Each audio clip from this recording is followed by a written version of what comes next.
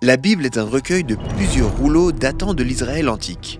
Et mis ensemble, ils racontent une seule et même histoire. Or, si vous vous penchez sur le deuxième rouleau, l'Exode, vous y trouverez deux phrases importantes. En fait, elles sont tellement importantes que la Bible elle-même y fait plusieurs références et les cite plus de 20 fois. Ça doit être vraiment important. Qu'est-ce que ça dit ? Yahweh, Yahweh, c'est le nom de Dieu.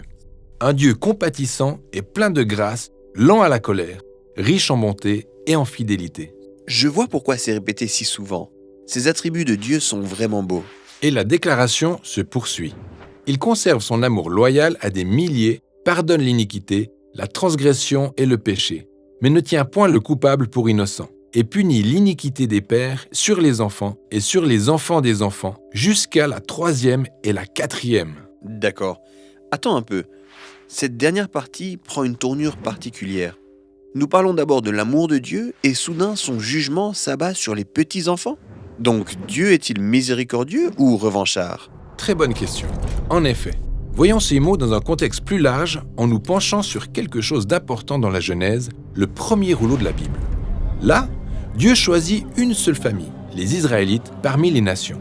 Et il promet de sauver le monde entier d'une certaine manière par le biais de cette famille. Et la Genèse se termine avec la famille d'Abraham en Égypte. Puis, le livre de l'Exode commence et ce livre comporte deux grands mouvements. Bon, très bien.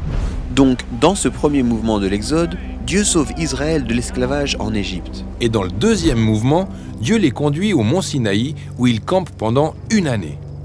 Et Dieu invite toute cette nation à se joindre à lui dans un partenariat appelé Alliance, pour qu'ils puissent être façonnés selon ses valeurs et son caractère. Et représenter Dieu aux autres nations. Exact. Tout ce mouvement du mont Sinaï dans l'Exode peut être divisé en 4 unités littéraires.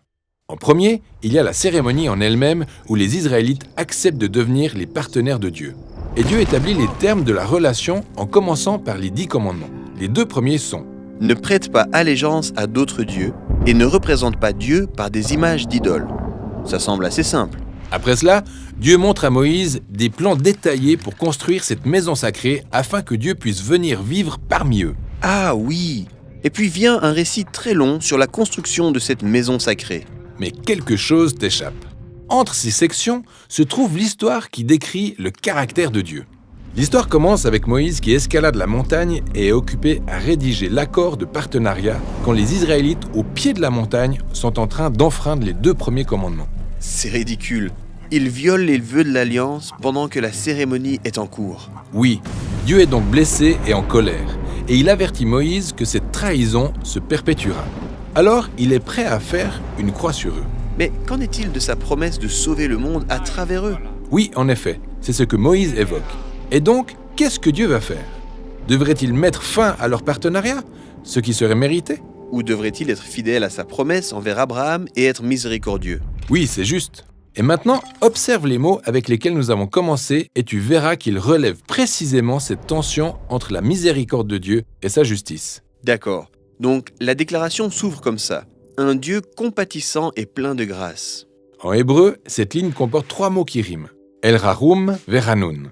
Et la ligne, riche en bonté et en fidélité, est conforme à la première car elle comporte aussi 3 mots hébreux. Rav Resed Vehemet. Chacune de ces lignes comporte 2 attributs de Dieu et elles entourent un 5e attribut. Dieu est lent à la colère. En effet, donc c'est la première moitié de cette description de Dieu. Puis vient la seconde moitié. Dieu conserve son amour à des milliers. Et comment va-t-il rester fidèle à des personnes qui continuent à se rebeller contre lui ? En pardonnant l'iniquité, la transgression et le péché. Mais le pardon de Dieu ne signifie pas que les gens peuvent juste faire ce qu'ils veulent. En effet, la miséricorde de Dieu est contrebalancée par ce qui suit. Mais il ne tient point le coupable pour innocent. Il punira les iniquités des pères sur les enfants et les petits-enfants jusqu'à la 3e et la 4e. La 3e et la 4e quoi ? Eh bien, cela fait référence aux générations de personnes qui reproduisent la rébellion de leurs ancêtres contre Dieu. Ils auront ce qu'ils méritent. Mais remarque que ce petit nombre de générations contraste avec ce nombre imposant du haut. L'amour loyal de Dieu a des milliers. En effet. Ensuite, regarde ça. Le pardon de l'iniquité par Dieu sur cette ligne est contrasté avec sa justice sur l'iniquité de cette autre ligne. D'accord. Et toutes ces lignes encadrent la ligne centrale d'ici, axée sur la justice de Dieu. il ne tient point le coupable pour innocent.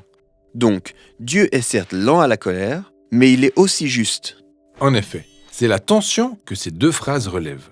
Comment un Dieu fidèle et loyal traite-t-il un peuple aussi rebelle ?